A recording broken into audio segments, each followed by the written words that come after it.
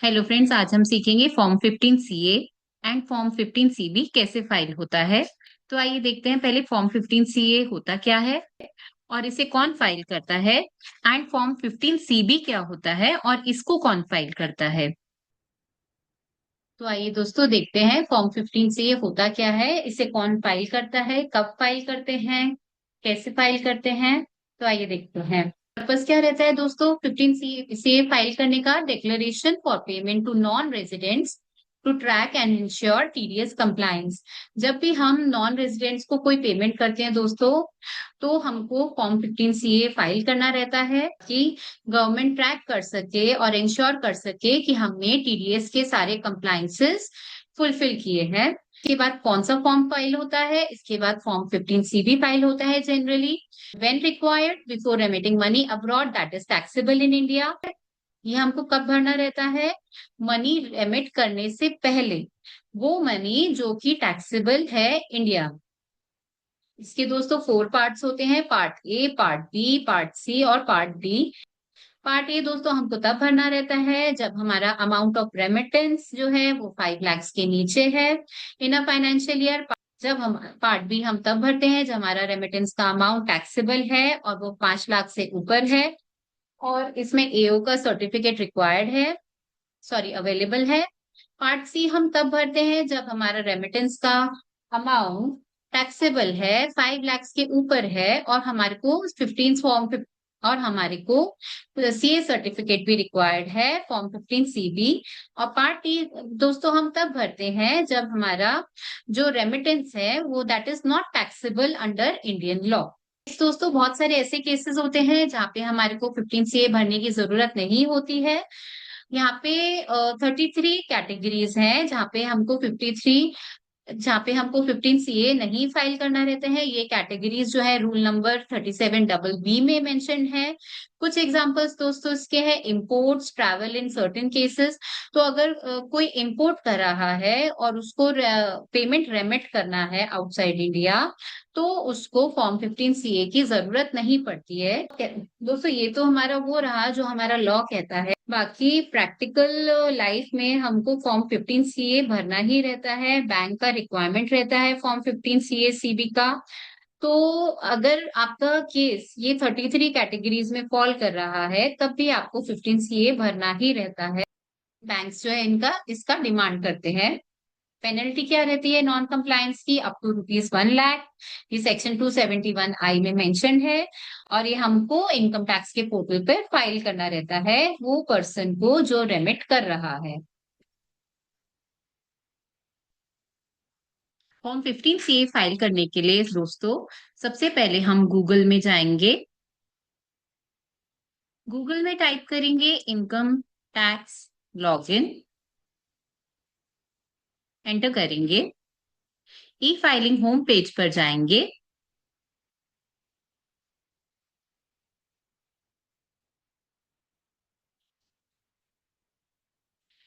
यहाँ पे अपना पैन नंबर डालेंगे दोस्तों, पे क्लिक करेंगे,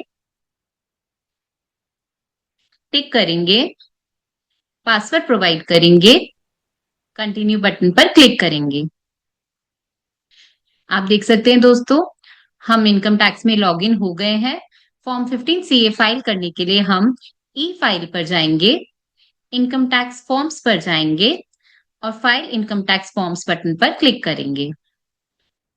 दोस्तों फाइल इनकम टैक्स फॉर्म्स वाले पेज पे हमको ये थर्ड ऑप्शन में जाना है। दोस्तों यहाँ पे लिखा हुआ है person not dependent on any source of income. तो ये वाले ऑप्शन पे हम क्लिक करेंगे, स्क्रॉल कर नीचे आएंगे। आप देख सकते हैं दोस्तों यहाँ पे हमको फॉर्म 15 सीए का ऑप्शन मिल रहा है, reduction of tax at source. इसको फाइल करने के लिए हम फाइल नाउ बटन पर क्लिक करेंगे, मोड सेलेक्ट करेंगे दोस्तों कि हमको ये फॉर्म जो है ऑनलाइन फाइल करना है, ऑफलाइन फाइल करना है या फिर मैनुअल फाइल करना है हमको काउंटर पे जाके। तो हम रेलेवेंट ऑप्शन सेलेक्ट करेंगे। हम दोस्तों ऑनलाइन फाइल कर रहे हैं तो मैंने ऑनलाइन बटन पर क्लिक किया। यहाँ पे हम फाइनेंशियल ईयर सेलेक्ट करेंगे दोस्तों कि किस फाइनेंशियल ईयर के लिए हम फाइल कर रहे हैं। मेरा फाइनेंशियल ईयर 25-26 है तो मैंने इस ऑप्शन पर क्लिक किया और कंटिन्यू बटन पर क्लिक करेंगे। फॉर्म फिल करने के लिए लेट्स गेट स्टार्टेड बटन पर क्लिक करेंगे।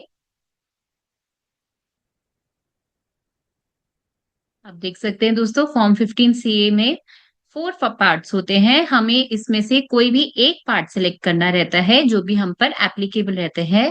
तो आइए देखते हैं कौन से ऑप्शंस रहते हैं। पार्ट ए के अंडर हम कब फाइल करते हैं? To be filed up if the remittance is chargeable to tax under the provisions of the income tax act 1961। ये हमको पार्ट ए तब सिलेक्ट करना रहता है जब हमारा जो है रेमिटेंस आउट ऑफ इंडिया हो रहा है और उसके ऊपर टैक्स डिडक्ट होना है under the income tax act 1961। Remittance और the aggregate of such remittance as the case में B does not exceed 5 lakh rupees during the financial year. और जो हमारा रेमिटेंस है या फिर ऑल द रेमिटेंसेस जो हमने ड्यूरिंग द ईयर किए हैं वो पार्ट को, वो हमारे 5 लाख से कम है ड्यूरिंग द फाइनेंशियल ईयर, तो हम पार्ट ए सेलेक्ट करेंगे। पार्ट बी दोस्तों हम कब सेलेक्ट करेंगे? To be filled up if the remittance is chargeable to tax under the provision of income tax act 1961 and the remittance or the aggregate of such remittances as the case may be exceeds 5 lakh during the financial year and an order certificate under section 195(2), 195(3), 197 of the income tax act has been obtained from the assessing officer।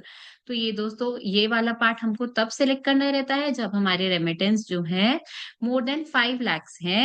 Remittance and all the other remittance, aggregate of all the other remittances that has been made during a financial year. एक financial year के under जो भी अगर एक remittance है या फिर बहुत सारे रेमिटेंस हैं, उनका अगर हम टोटल देखें, अगर वो 5 lakhs के ऊपर जा रहा है और ऑर्डर सर्टिफिकेट मिला है हमको अंडर सेक्शन 195(2), 195(3) एंड 197 सेक्शन के अंडर असेसिंग ऑफिसर से, तो हमें पार्ट बी सेलेक्ट करना है।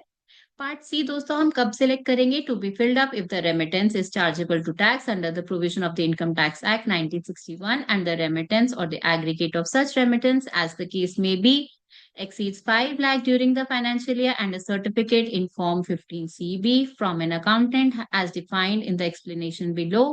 Subsection 2 of section 288 has been obtained। ये वाला दोस्तों हमको तब फाइल करना है जब हमारा रेमिटेंस और aggregate of all the remittances 5 lakhs के ऊपर है और एक सर्टिफिकेट हमको ऑब्टेन करना है फॉर्म से 15CB that is from the chartered accountant as defined in explanation below subsection 2 of section 288 of the income tax act।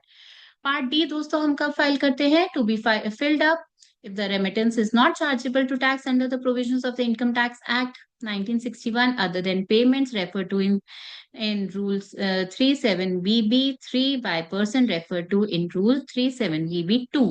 तो ये दोस्तों हमको तब फाइल करना रहता है जब हमारी जो है कुछ ट्रांजैक्शंस ऐसे होते हैं जिन पे इनकम टैक्स का डिडक्शन नहीं आता है, टीडीएस नहीं डिडक्ट करना होता है रेमिटेंस करने से पहले। तो अगर हमारा ऐसा कोई ट्रांजैक्शन है जो रूल नंबर 37BB में मेंशन्ड है, तो हमको पार्ट डी में फाइल करना रहता है दोस्तों। फ्रेंड्स हमारा केस पार्ट ए में फॉल करता है, तो मैंने ये ऑप्शन चूज किया है। स्क्रॉल कर नीचे आएंगे और प्रोसीड बटन पर क्लिक करेंगे। आप देख सकते हैं दोस्तों यहाँ पे हमको बहुत सारी डिटेल्स फिल करनी है। रेमिटर का डिटेल्स, रेमिटी का डिटेल्स, रेमिटेंस डिटेल्स और वेरिफिकेशन। तो आइए देखते हैं हर एक टैब में हमको कौन सा डिटेल्स फिल करना है। सबसे पहले हम रेमिटर पे क्लिक करेंगे। आप देख सकते हैं दोस्तों यहाँ पे हमको कोई भी इंफॉर्मेशन प्रोवाइड नहीं करना है। यहाँ पे जो भी इंफॉर्मेशन आती है वो ऑटो पॉपुलेट होकर आती है। तो हमें जस्ट चेक करना है अपना सारा डिटेल्स और सेव बटन पर क्लिक करना है। सेकंड दोस्तों हमको रेमिटी का डिटेल्स डालना रहता है। तो आइए देखते हैं इसमें क्या क्या डिटेल्स लगती है। प्रोवाइड डिटेल्स बटन पर क्लिक करेंगे। हम दोस्तों फॉरेन पार्टी का नाम लिखेंगे जिनको हम रेमिटेंस कर रहे हैं आउट ऑफ इंडिया। तो यहाँ पे उनका नेम आएगा। पैन तो एप्लीकेबल नहीं रहता है, इन केस अगर अवेलेबल है तो हम यहाँ पे डाल सकते हैं, क्योंकि वो फॉरेन कंट्री है। फॉरेन में पैन अवेलेबल है कि नहीं वो उसका कोई रेलेवेंस नहीं है यहाँ पे। तो हमको जस्ट यहाँ पे नेम डालना है and that is sufficient and that is also a mandatory field. बाकी दो फील्ड्स आप देख सकते हैं मैंडेटरी फील्ड नहीं है। नेक्स्ट हमको यहाँ पे कंट्री सेलेक्ट करना है, कौन सी कंट्री है। हमारे केस में दोस्तों वो सिंगापुर है, तो मैंने सिंगापुर सेलेक्ट किया। कंप्लीट एड्रेस यहाँ पे हम फिल करेंगे, लोकेलिटी फिल करेंगे, ये सब डालेंगे, उनका ईमेल एड्रेस डालेंगे और फ़ोन नंबर, और सेव बटन पर क्लिक करेंगे। दोस्तों हमने सारी डिटेल्स फिल अप कर दी हैं, अब हम सेव बटन पर क्लिक कर रहे हैं। नेक्स्ट हमको रेमिटेंस का डिटेल्स डालना है दोस्तों, तो हम प्रोवाइड डिटेल्स बटन पर क्लिक करेंगे। यहाँ आइए देखते हैं दोस्तों, इस वाले टैब में हमको कौन सा डिटेल्स फिल करना है। सबसे पहले हमको कंट्री सेलेक्ट करना है। जैसे कि हमारा कंट्री सिंगापुर है, तो मैंने सिंगापुर सेलेक्ट किया। यहाँ पे दोस्तों हमको अमाउंट लिखना है इंडियन करेंसी में, कि हमको कितना अमाउंट रेमिट करना है फॉरेन कंट्री में, विदाउट डिडक्टिंग टीडीएस। मतलब हमको ओरिजिनल अमाउंट, एक्चुअल अमाउंट जिसपे टीडीएस डिडक्ट होने वाला है, वो वाला अमाउंट हमको यहाँ पे फिल करना है। नेक्स्ट हमको aggregate amount of remittance made during the financial year including this propose remittance.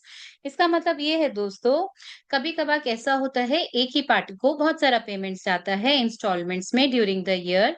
तो यहाँ पे ये हमको वो वैल्यू मांग रहा है कि ये साल में अभी तक कितने रेमिटेंस हो चुके हैं, उसका value including this one, for which we are creating form 15 CA, for which we are filing form 15 CA and CB।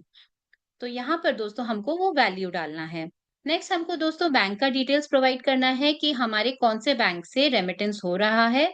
तो हम आईएफएससी कोड प्रोवाइड करेंगे, यहाँ पे बैंक का नाम प्रोवाइड करेंगे, ब्रांच प्रोवाइड करेंगे, और ऑथराइज डीलर में बैंक का नाम सेलेक्ट करेंगे दोस्तों यहाँ से। और हमारे को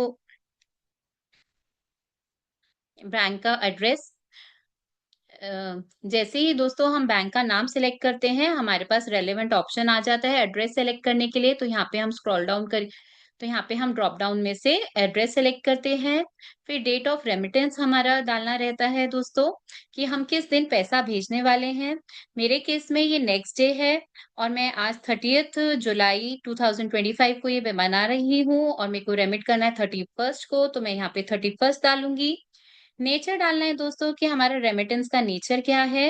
मेरे केस में दोस्तों ये एक कंसल्टिंग फीस है, तो मैं कंसल्टिंग फीस पे ऑप्शन पे क्लिक करूंगी। कंसल्टिंग सर्विसेज कोड सेलेक्ट करूंगी इससे regarding. Other business service select करूंगी दोस्तों, क्योंकि यहाँ पे मेरी कंसल्टिंग सर्विस से रिलेटेड कोई बेटर ऑप्शन नहीं था, तो मैंने अदर बिजनेस सर्विस सेलेक्ट किया है। और सब कोड में आइए देखते हैं हम क्या सिलेक्ट करते हैं।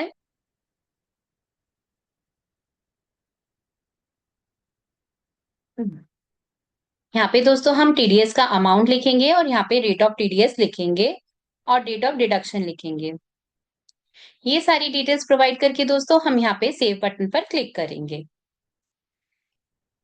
आप देख सकते हैं दोस्तों, हमने सारा डिटेल्स फिलअप कर दिया है। अब हम सेव बटन पर क्लिक करेंगे। लास्ट में दोस्तों हमारे पास वेरिफिकेशन का टैब बचा है, हम यहाँ पे प्रोवाइड डिटेल्स में क्लिक करेंगे। अभी हम दोस्तों जो डायरेक्टर साइन करने वाला है फॉर्म 15 से सीए, उनका डिटेल्स फिलअप करेंगे।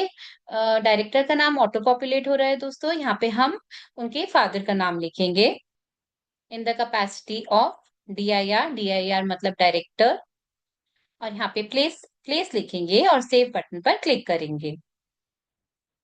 आप देख सकते हैं दोस्तों हमारे सारे टैब्स कंप्लीट हो गए हैं। अपना फॉर्म देखने के लिए, फॉर्म 15 सीए देखने के लिए हम प्रीव्यू बटन पर क्लिक करेंगे, सारी डिटेल्स चेक करेंगे और proceed to e verify button पर क्लिक करेंगे। यहाँ पे यस बटन पर क्लिक करेंगे। यहाँ पे डीएससी अटैच करेंगे। डीएससी अटैच करने के लिए दोस्तों यहाँ पे टिक करेंगे, I would like to verify using DSC, और कंटिन्यू बटन पर क्लिक करेंगे।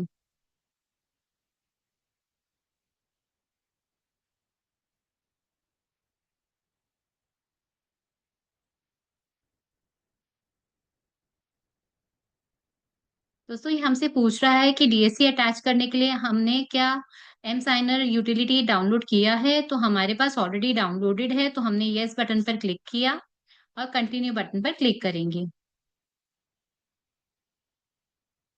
डीएससी अटैच करके दोस्तों हम यहाँ पे डीएससी अटैच करेंगे, पासवर्ड प्रोवाइड करेंगे और साइन बटन पर क्लिक करके हमारा जो है फॉर्म 15 सीए सबमिट हो जाएगा।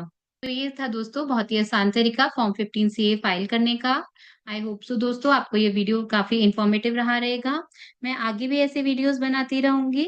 प्लीज मेरे चैनल को सब्सक्राइब करिए और ज्यादा से ज्यादा लोगों के साथ मेरा वीडियो शेयर करिए ताकि उनको भी हेल्प मिल सके। अभी के लिए बाय दोस्तों। Bye for now, thank you.